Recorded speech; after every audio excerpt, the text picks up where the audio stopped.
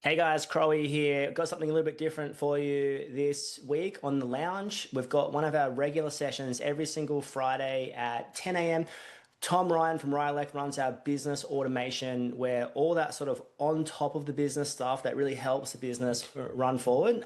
He does everything there. He is an absolute weapon, a god, if you will, and he's gonna run us today through Groundplan. So it's way more of an interactive session that you probably can watch on YouTube or Spotify video and sit down and make sure that your Groundplan or your count up system is absolutely dialed in. So this is a regular Friday for us, and we've chucked it up here. So be blessed, have fun, and enjoy. Thanks.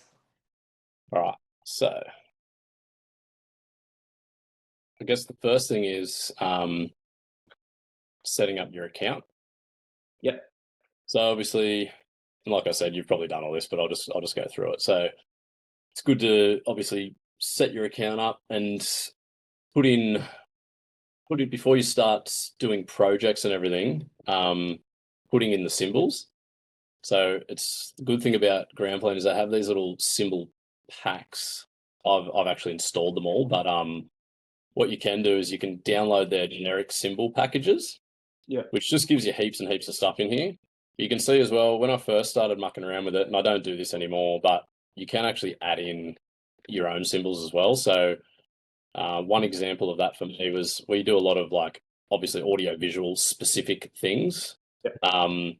And so I went on to CEDIA's website, which is like the Custom Electronics Design Association, and they've got their little packages you can buy for symbols as well. So I spent about $150, downloaded all those audio visual specific images, and then just loaded them in here. Yep. So I've just got a big mixture of things. And one thing I wish I did better is probably labeled these a bit better, which I just haven't been bothered to go through and fix it all up. But because you'll start doing projects later and you'll think of a symbol that you need and you start searching it. And if it's sometimes it'll be, I'll type in PowerPoint as an example, and this is single GPO. Some people might always search GPO, but that's just one example of if you search PowerPoint, all of these won't pop up. Yeah. So your labeling structure's pretty important. So yeah, that's probably step one really. Once you first get Groundplan and log in, is come into this account section and start setting all this up. So symbols is number one. You sort of just follow this workflow down the side anyway. So then you can set up project statuses. So I can't remember what it comes with out of the box, but it'll come with a few example statuses. But this is just so you can organize all your projects later on. Yeah. So I just use purple for sales designs. That whenever I see a purple one, I know that that's sort of in my court from a sales perspective. I need to sort of finish that one up and close that off. Can you see that? Yeah. Sweet. Trying to get my one in the background because it's obviously basic. I've never really done anything just to see what it comes with. Yeah, cool. Yeah. So yeah, what have you got in yours? It says open, in progress, complete. That's right. Yeah, cool. As the base. Yeah. So I just changed those to sales designs, which means that that I haven't actually sent it to the client yet. It's just still on my end. Yeah. Then once I do that initial design and quote where I sort of mark it all up and push it to Fergus and send it over to the client for the first time, I change it to design and quote sent, just so I know that it's sort of in that stage and I've got to basically follow it up. Yeah. Once the quote gets accepted, or if the quote doesn't get accepted, I'll archive it, and that's where we'll use one of these. We'll get to that in a sec. If it does get accepted, then we change it to technical designs. So technical designs goes to the other guys in the office these days, where they know that they've got to pick it up from there and add in a new group and start doing the more, layers over the top of things that we send to the Sparkies and stuff like that. But on an electrical perspective, I guess you could just mark it as ready for site or something like that. Yeah. And then complete and ready for fit off. That's when we're 100% locked in. We've made any changes that we needed to change along the rough-in sort of scope, and then this is ready to actually send to our team, and they've got the as-built plan, I guess, to work from. And then I've set up a few archives. So project not accepted, obviously red, project complete is green, and then new version. So sometimes we create a whole new, we'll duplicate a project and essentially start it again for some kind of reason. So I'll just archive the old version. And I'll call it that new version project file created, just so I know that, because it's not, doesn't really fall into one of those two. This is project labels is purely just organizing your plan. So if I ever want to go through and, have a look at all these HVAC jobs that we do, I can just click this little yellow button. I'll show you this further down the track, and it will only show the jobs that relate to that. Or if I want to see just automation jobs, or just the commercial audio jobs, that's how you sort of organize them. Takeoff labels. So this is where I think I showed in one of those past videos how we do all the takeoff templates. So how we pre-build all those little templates that relate to a job, and they have all the stages all in there. This is where you can sort of put that main heading label. So we've got, home automation, which is KNX and Basalt Home automation, which is KNX and Savant, Seabelt and Savant, which we don't use often, commercial audio, and then electrical, which we rarely use. And you can actually assign multiple labels to a job as well. So from an electrical perspective, you might do like a residential, a commercial, renovation, new build, something like that, just to keep it organized. Users, pretty straightforward. This is just where you add your users in. We just run 3. Pretty much at any one time, there's only really 1 or 2 of us on, so we basically all just know each other's passwords. And if a couple of the other guys, actually, it's a little bit of a hack, a little bit of a way around it, I guess, is if Chris on site, he doesn't have like his own Chris account, but he can just log into one of ours, and we just do it that way. Billing, once again, pretty straightforward, just depending on the amount of users is how much you pay. And then you can add on other things as well. So that count assist, have you seen that count assist feature? Well, you're on mute then. Is that the AI? Yeah, it's like it'll basically go, labels and you can sort of scan it. Yeah. Is what you can hear a roller door? Hey? Could you hear a roller door? No, I've got some building work going on. Can you hear that? That heaps loud. No. My roller door business partner was putting the roller door up. I thought you thought our roller door was in yours. No. Is that the nail gun annoying? Can you hear that? Or is that... Oh, sweet. Yeah. Cool. Yeah, sweet. So yeah, that count assist feature is really cool. We don't actually use it because most of our stuff is design, and like we more use Groundplan a little bit differently to a lot of people, where we design from scratch.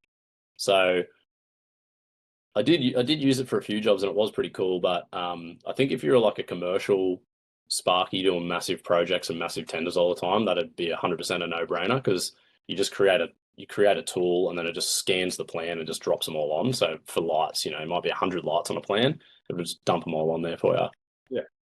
And then obviously integrations, which we touched on. So yeah, if you're one of these job management systems, then this is where you integrate in, and you can map your pre-builds or your favorites or your bundles or whatever you call them over to a tool, which is absolutely game-changing once you go through the pain of setting that up.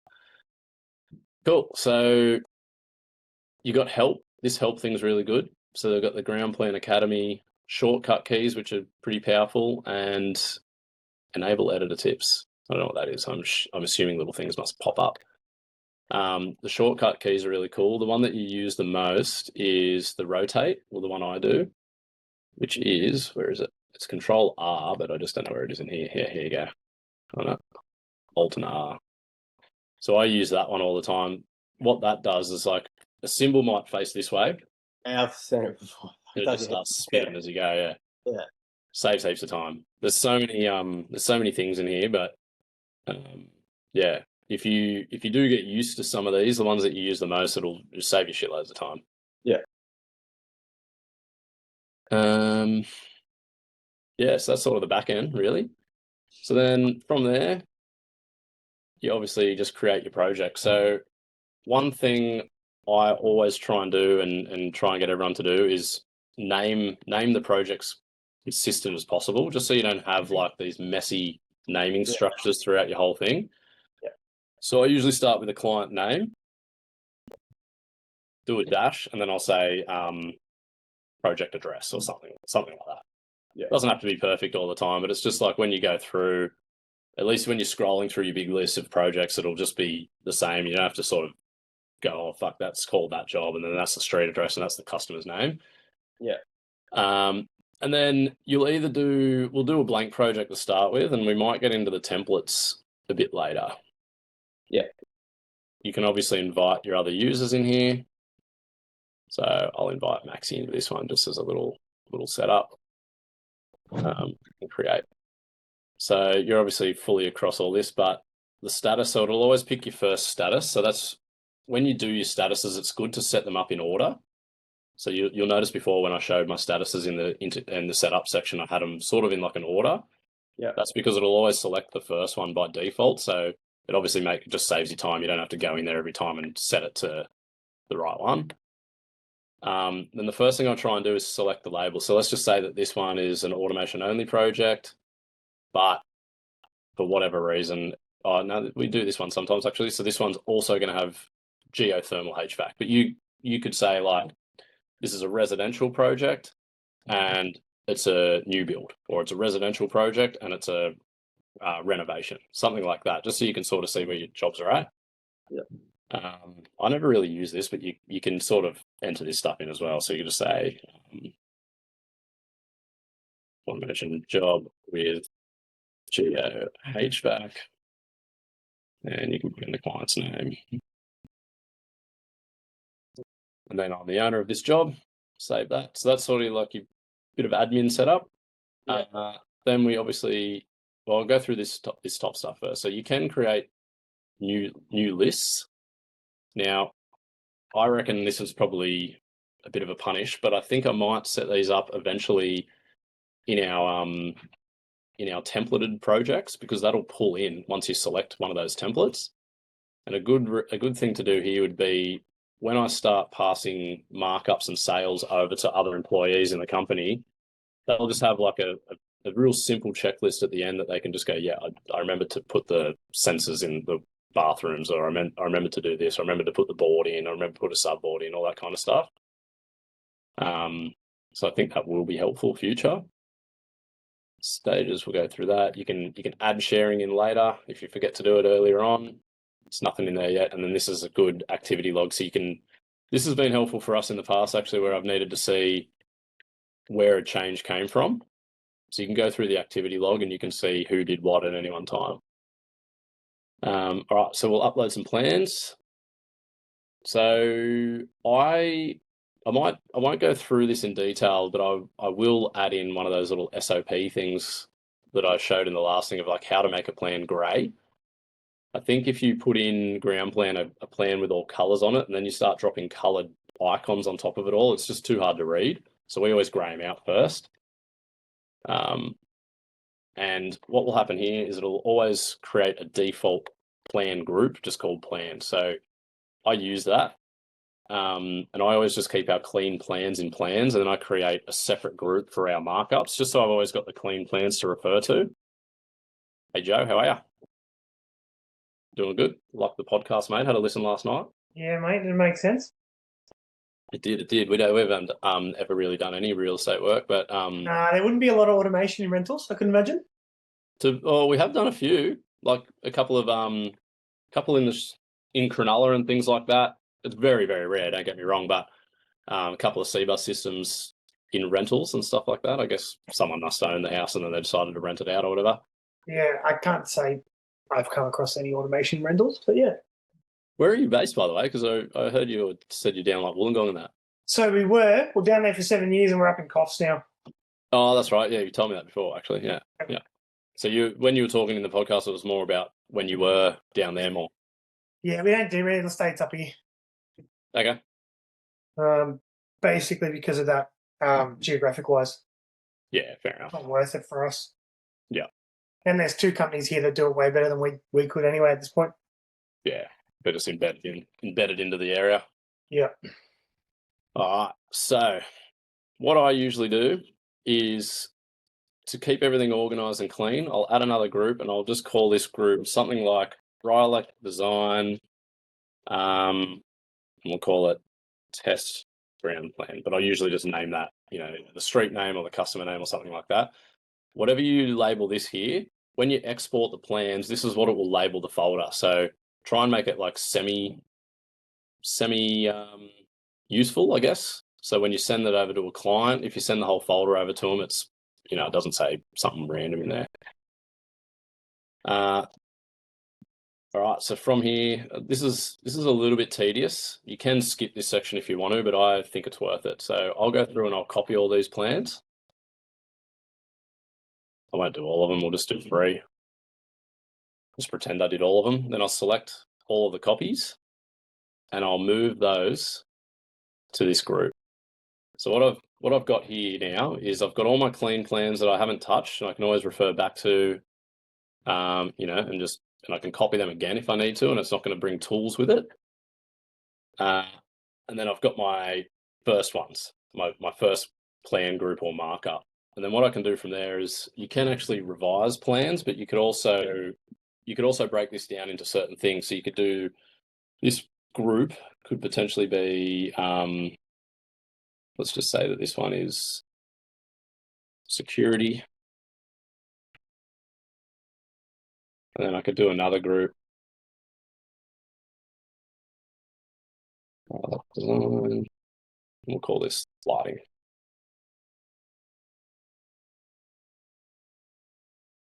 And then I'll copy these again.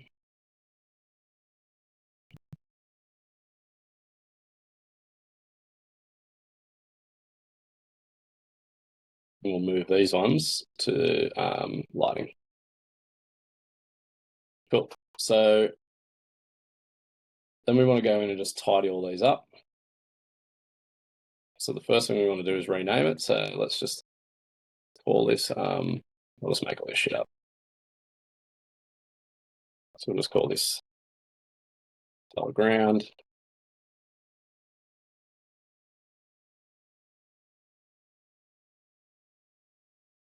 Call this ground.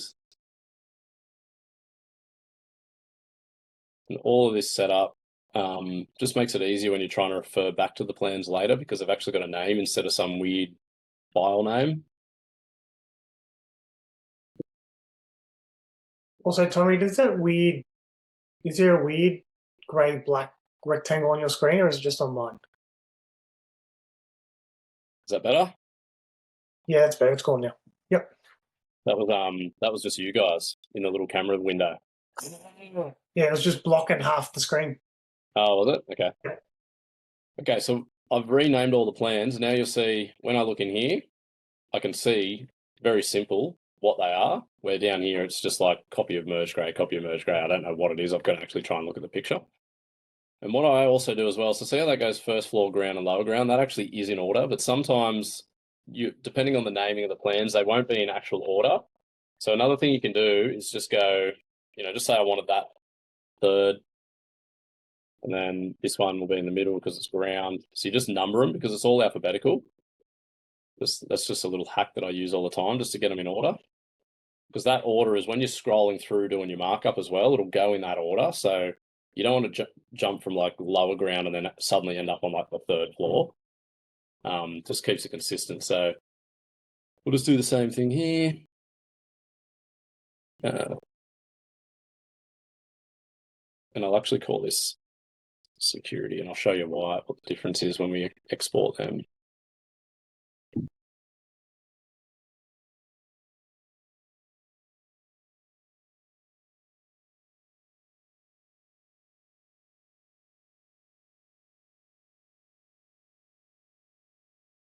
Cool.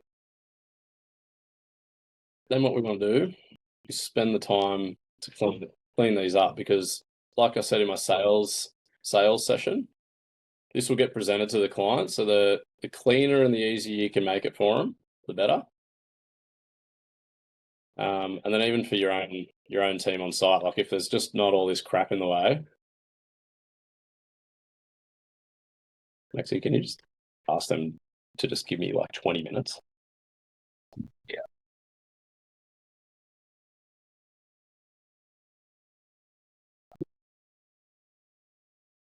And then what we want to do is add in our title block.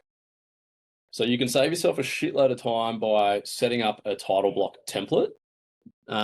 Definitely worth doing, because then you can add your like company logo in there and all this kind of stuff. So I just drop mine in, comes in with an image, and then it comes with these like name, address, date, revision, and level all pre-built in there. So I built one originally and then I just copied it. And, you know, I could tidy this up even more and just say like company name, just so it doesn't pull this in every time, but it doesn't really matter because you've got to delete something anyway. So I'll just call this company name. This one here is street address. Can't spell, but whatever. The date can stay the same. Revision 1. And then you just have a look here. So this is the first floor. So you've only got to do that bulk of work once. And then what you do, you go to the next plan. You hit title block again, and then it'll remember one of the ones that you've pre-set up on this job. So you just select that, and then all you got to do is go down and just change the level. You just remember to hit save. I forget that one quite often. Details, title blocks. So this one's ground, so just select any of those. Just go ground floor. Cool. So now I've got myself a clean set of plans. They're all labeled. They've all got everything on there. So it takes a little bit of time to do that for every job, but it's totally worth it, because when you send these off, and you know you got to do a revision in the future and all that kind of stuff, it's all just ready to go. So now in next week's one, when we get a bit more advanced, we'll go through like automatically pulling all these things in, which obviously saves a bucket load of time. But for the new sort of guys, what we'll do is we'll go through and we'll create this. So what should we do, Joe? We'll do a bit of lighting, you reckon? Is this the lighting? Yeah, this was the lighting one, so that does make sense. So we'll call this lighting. And then what I like to do is break my things down. So I'll do like lighting, and that will be all my physical lighting points. Then we can do switches. Then we can do sensors. What else relates to lighting? Maybe we just do cable runs. All right, so we've set up Groundplan. We've added in all our little tools before we ever started a job. So now we're good to go. So we can go in here. We can search light. So this will come up with obviously all my lights that I've got in there. But because I haven't labeled mine properly, there will actually be other lights in here. If you scroll through the list, sometimes you just got to painfully scroll through and select the one that you want. I wonder if downlight will come up. No. So we'll just go light. So we'll select this one. You can color code it. I like to color code it just so it stands out. I know like very professional plans, I guess, that come from architects are usually in sort of like black and white, or like a dark color. But I just find when you're sending a plan to a client that isn't used to reading plans, the more color, the better, even though it can look a little bit tacky sometimes. I think more color, the better for on-site staff too. Yeah, it just stands out. Like it's just easier. Just easier for everyone. Yeah, like you see these architects' plans come through, and they've got power, lighting, speakers, security shit, and it's all just fucking dark blue, or it's all black, and like it looks cool, but it's I find it difficult. And yeah, like people miss things easily. Yeah, or they're all the same color with a little letter next to it. And yeah, if you miss a little letter, you cut out a 150 mil hole instead of a 90 mil hole. Yeah. Yeah, for sure. So that's where this is powerful. So I'll show you I'll show you my templates at the end, but I try and color code everything. So like security as an example is always red, access control is always orange, anything KNX is always green.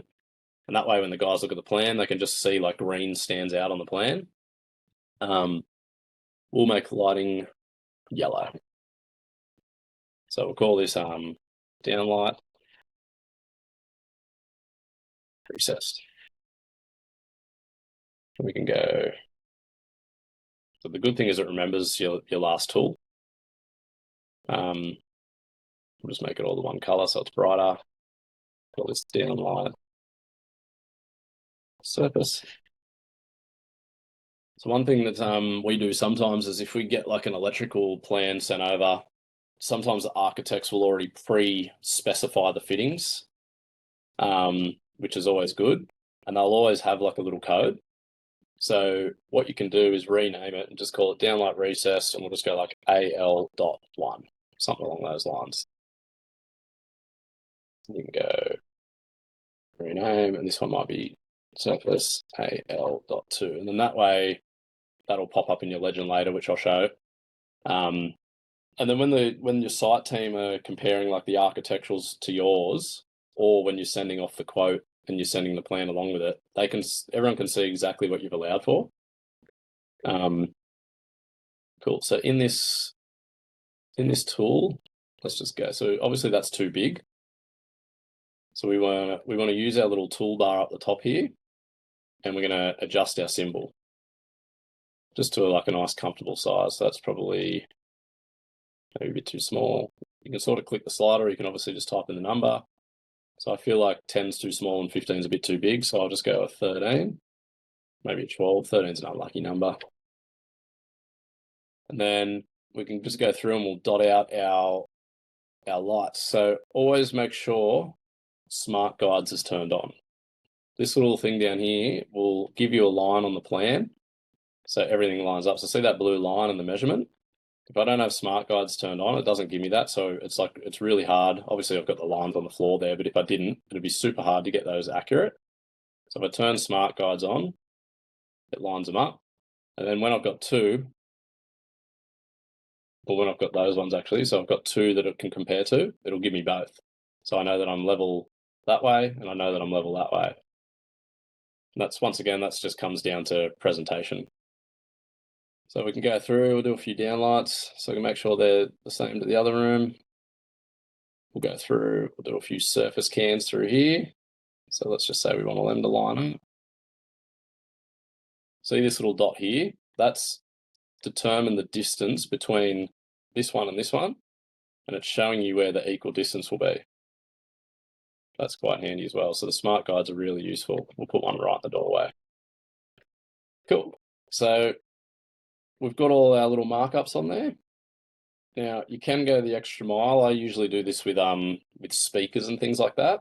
And I use this little arc tool to just define the switching groups.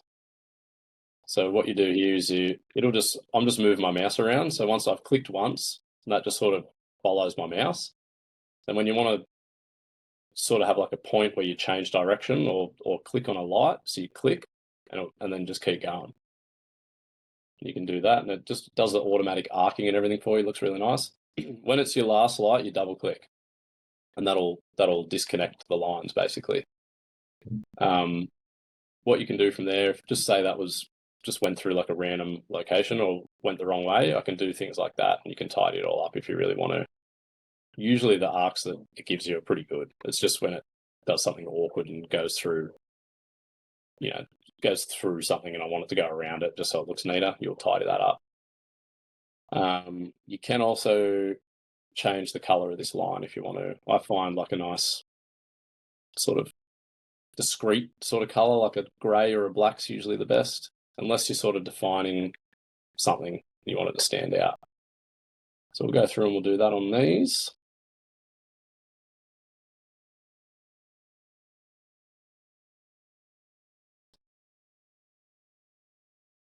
So that's that one.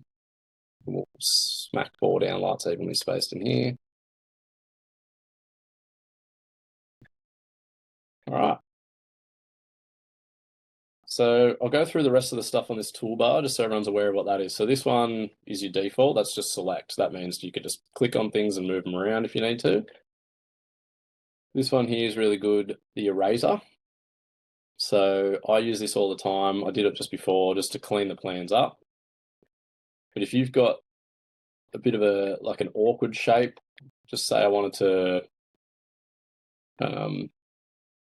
like erase this random shape out, you can sort of freeform it and do some weird stuff like that. Like say I just wanted that whole car to go.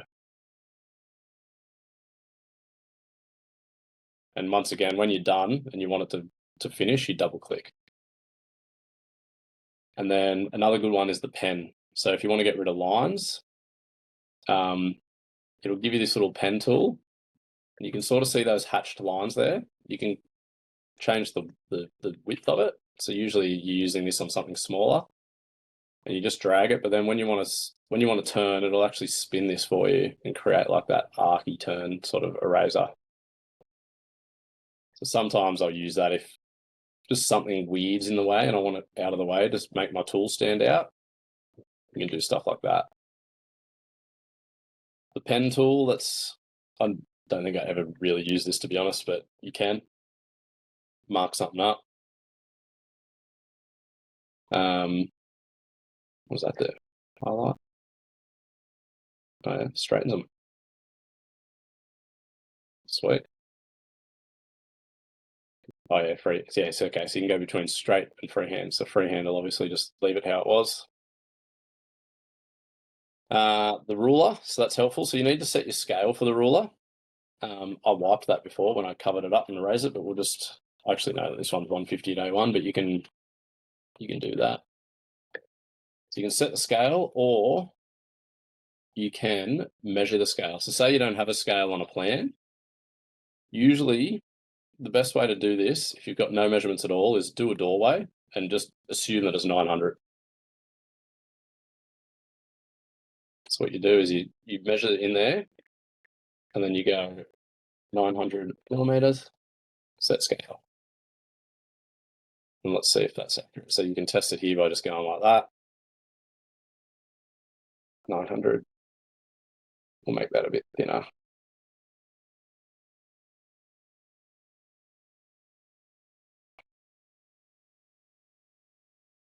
So you can do your measurements like that.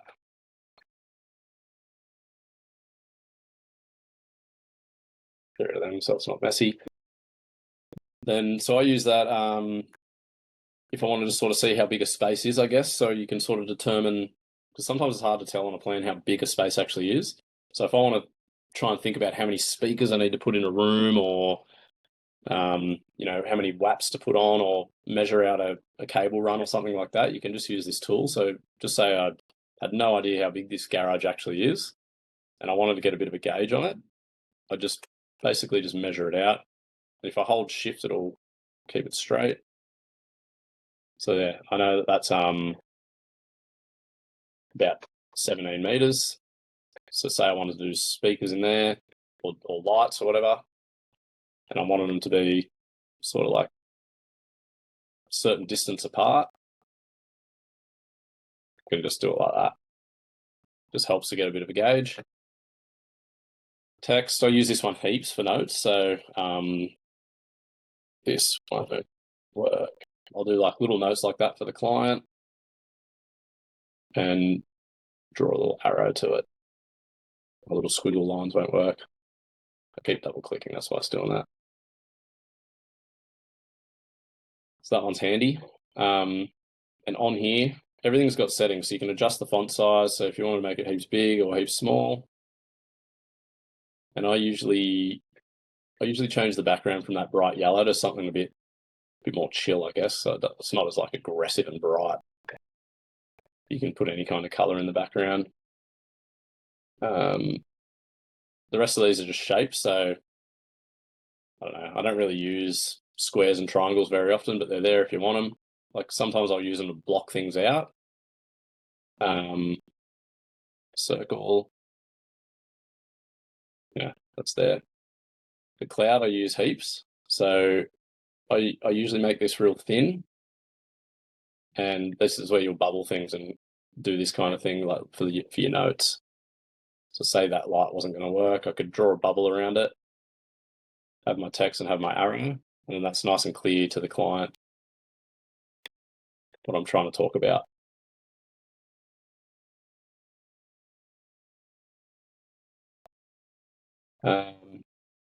What's this one? Angles. Don't know. Do you reckon we'd use this as Sparky's, Joe's angles? It's probably more of a builder thing, isn't it? Yeah, I don't think I've ever used an angle. The only thing you probably could use it for maybe is LED strips. Oh yeah, true. That's a good point. Um, Trying to figure out the bend radius and stuff. Yeah. yeah. Yeah. Yeah, especially if you're getting pre-cut channel and stuff like that. Maybe the bend radius of a mains conduit run and stuff as well, potentially. Everything's 90 degrees, mate. Slap a 90 on it. 100%. And then this is a new feature actually, which has been super helpful for us. So this little comments tool is amazing. So these comments, you put them on here and they're separate to the text. The text, obviously everyone can see when you export the plan. These are all back of house comments. So only when you're logged into Groundplan, you can see these. So you can even, that's where you can sort of write like this downlight.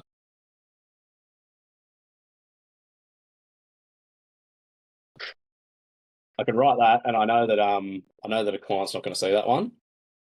And I use this quite often when I if I do a markup and then I do a Zoom meeting with a client and we run through the plan within Groundplan so I can make adjustments on the fly.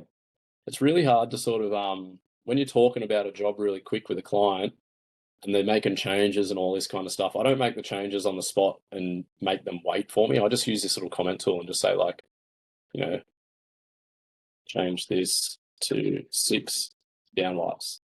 And then I just move on to the next thing. You know, they might say, I want speakers in here. So you just go add speakers, move on to the next thing. Then after the meeting, I've got this big pile of comments. I can see what they all are. But the good thing about it is you can then come in here and then I can add speakers in. So let's just say, let's just add a speaker under lighting. So I'll add a speaker in. I'll chuck them on the plan, make them a bit bigger. These are wall mounted speakers, but we'll just install them on the roof, whatever. And then when I've done that, I can either delete the comment or I can just put it like that and mark it as resolved. And then that's sort of like a reminder system between all of us who are working on a job together that is like, it's like a change and it's been actioned and, you know, and being updated.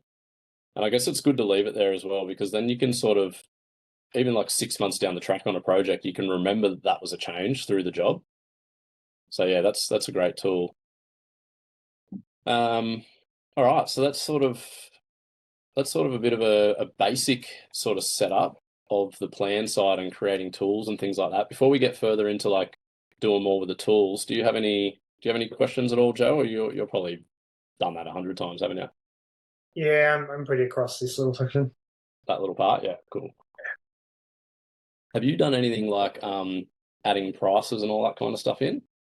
I haven't sat down and added our pre-builds or anything in yet. Yeah, okay. Because time was limited. It always is. But now I've got a little bit more time to shave out. But yeah, we'll get that done. Cool. The thing that has been tripping me up is playing with the formulas. Yeah.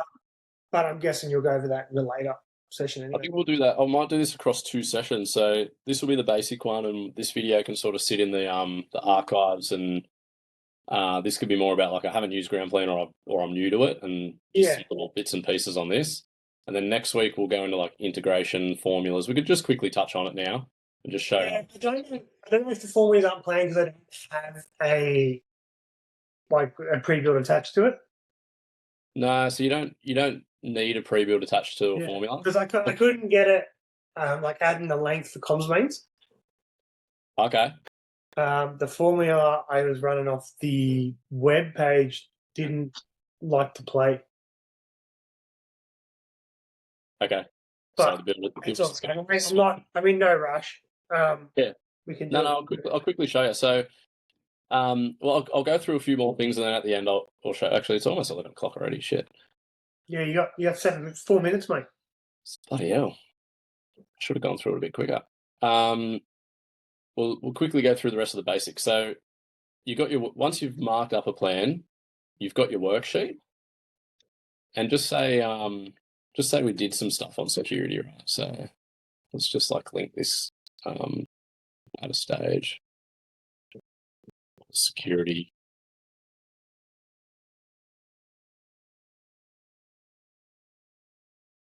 And let's just do a tick, and we'll call that security PIR. I'm going to have to make them red for my own OCD because we always do. I'll just go around, I'll chuck a few PIRs on the plan. When I go to worksheet, everything will be in there, but then you can also, sometimes it makes it easier to show totals by plan. So if you're ever like, if you ever get asked by someone to be like, oh, how many downlights do we have on level 1, as an example? You can come in here and you can go, well, we only put lights on ground. So just say they say, how many lights are on ground? You can come here and it'll break it down. So that's a pretty shit example. Let me just quickly add some lights to one of the other levels.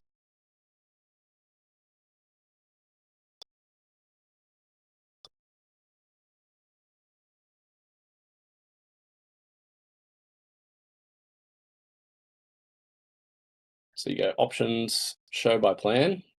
So here, now I can see that on my recessed downlights, I've got 12 in total, but I've got 8 on the ground floor and 4 on the lower ground floor. So it's just a good little one to know, because sometimes that can help you, you know, if you get that question, you don't have to go in there and manually count it. It'll just show you all here. And then quantities, this is more of your overall quantities. And this is where you can use Groundplan completely standalone to do estimating. And I know a lot of people do that. So they'll use this as more of like an actual estimate, but then they'll push it across their quoting software manually, and then they'll update the figures on that end and be like, oh, you know, estimated or our pre-build price is this, but I know this is going to take longer for this reason, and add a bit to it. So that's where you do that. So on your tools, if you're not using a software, like you're not integrating into a software, this is what we used to do. So you click on the tool, you go parts and settings, and you can edit these tools here, and you can give them a price. You can give it a part number. You can change its quantity from each if you need to. And then you can say, this cost me $60 and I want to mark it up 60%. So I've got 12 of them, cost me 60, selling for 96. And when I go into quantities, it will start adding up the quantities here. So that's like a good way that you can basically just use it as like a standalone solution, which we did for ages. And then if you want to have a quick look at the formulas, so just say these tools, right? Every single one of these, just say this was a double down light, but I didn't want to have to go through and draw all the double down lights. I just wanted one tool. I can go into this downlight here, and I can go click on the device, edit, and I can go count times 2. So that every time I drop one of these on, it'll times it by 2. So now see the total there has changed to 24 because of my formula. If you want to get more into depth in formulas, by far the easiest way to do that is to go into help and click on help guide and formula examples. So you can almost copy and paste formulas out of here onto your tools. So they'll have it like super simple all the way up to pretty advanced. And they give you really good examples as well. So it's like explain. So that's an area formula. We might try and find a count formula for electrical. So count is how it is out of the box. It's just like every time you drop it on, it counts it. Length and area, they're all just as they are. But just say you want to do a double GPO. So you can add all these bits and pieces to double GPOs. So every time you drop that single PowerPoint tool on the plan, the GPO, it's just going to count them as they are because you obviously only need one PowerPoint. The wall bracket, that's the same. The twin and earth, so that has a formula which is count times 12. So that means every time you drop one PowerPoint on the plan, it's going to add 12 meters of cable. So that you can see that number has gone 12 times 30 basically. Another example is you can do it of a 100 meter drum. So you do count times 12 and then you divide that by 100 meters. And then that'll give you, and you can change that see the unit of measurement, it comes as each out of the box, but they've just changed it to drum. So then it just says 3.6 drums.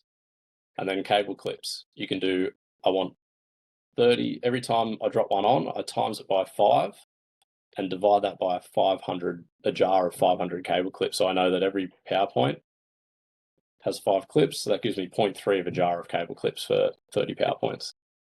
So you can just go through here and just check them out. And then you can literally just copy and paste these in. So I could just say I wanted that formula, but my jar has 300 in it.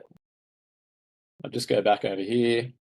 I'd click on here, go edit, you can click on that and it'll be like a little quick thing.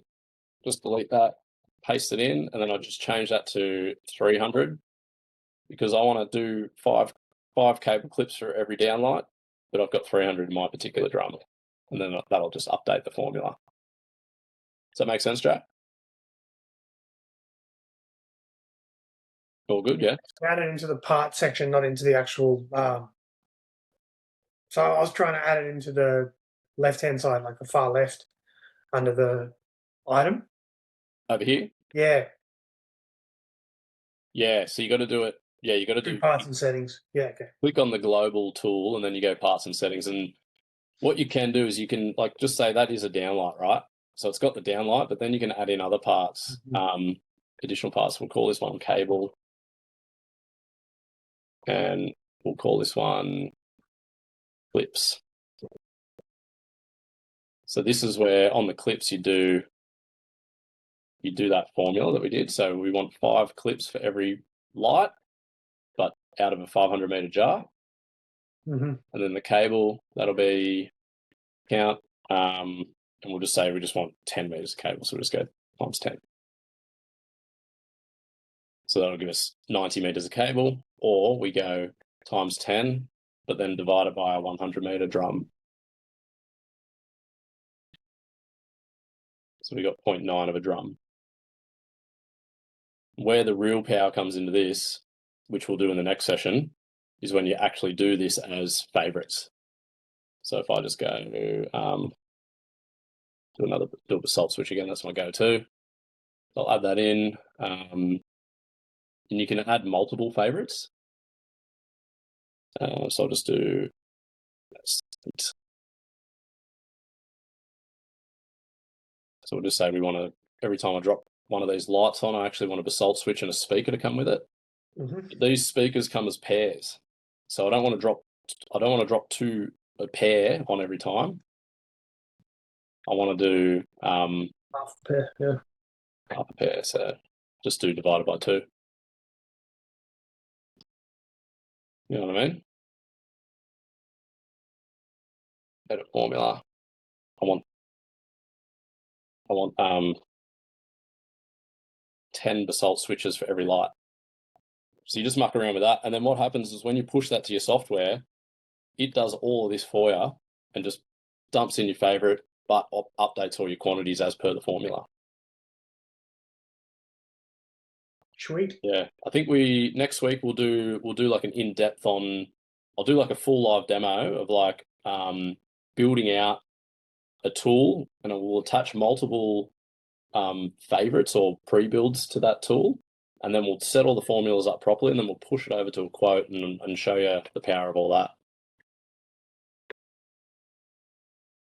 Love it, mate. I think that probably covers all the basic stuff, to be honest. That's sort of going through like setting up your account, setting up a job, creating tools, cleaning up the plans, and a little bit on some advanced stuff on the tools. So, and see here as well. I was laughing at your downlight comment on the note, Tom Ryan. Well, the little note, the downlight test. Oh, where'd you say that? I just saw. I think. Yeah, so good. Crack up. Yeah. Well, I was explaining to the boys to Joe, sorry, that you can put these comments in and the client won't actually see those comments. It's all just like, you've got to be logged into Groundplan to see those ones. So that's where you can put your profanities if you need to. You got to put them somewhere, right? Exactly, and you don't want to put them in front of the customer. Not all the time, anyway. Amazing. Anyway, that's Ground Plan Basics 101. Thanks, Tommy. Legendary. No worries, guys. All good. All right. What's on for the rest of the day? Well, let's log you out. Stop sharing. Of course. Got to get the Zoom Lord in session. We're going to have a monthly goal session now. So we'll log out and log back in, Log out and log back in. and then we'll roll from there. Cool. So exciting. Thanks so much. No worries. I'll see you. See you soon. Bye.